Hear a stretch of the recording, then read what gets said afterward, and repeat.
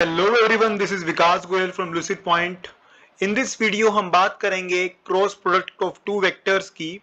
और cross product को basically multiplication of vectors ही कहते हैं, लेकिन ये थोड़ा डिफरेंट है स्केलर से, क्योंकि यहाँ पर हमें जो रिजल्टेंट मिलता है वो वेक्टर फॉर्म में ही मिलता है।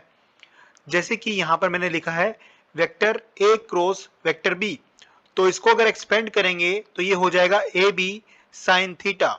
Yes, sine theta is the angle between vector A and B that defines कि यहाँ पर जो वेक्टर मल्टीप्लिकेशन हो रही है वो क्रॉस हो रही है।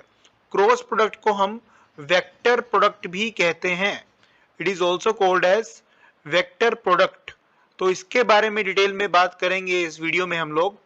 और यहां पर मैंने बताया है कि ए बी साइन थीटा, और यहां पर मैंने लिखा है यूनिट वेक्टर एन। तो ये यूनिट वेक्टर क्या होता है?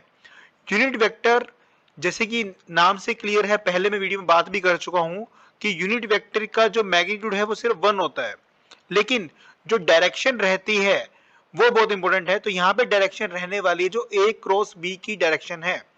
जैसे कि मैंने यहाँ पे एक पिक्चर बनाई है, अगर वेक्टर ए और वेक्टर बी कुछ इस तरह से है और इन दोनों के बीच में अगर कुछ एंगल है, मान लेते हैं थीटा ये एंगल है, तो जो डायरेक्शन होगी ए क्रॉस बी की वो परपेंडिकुलर होगी ए क्रॉस बी का जो प्लेन है उसके परपेंडिकुलर होगी।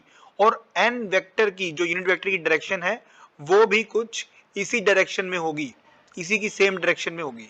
तो यही क्रॉस प्रोडक्ट है, इसी के बारे में ही डिटेल में हम वीडियो में बात करेंगे। Thank you very much.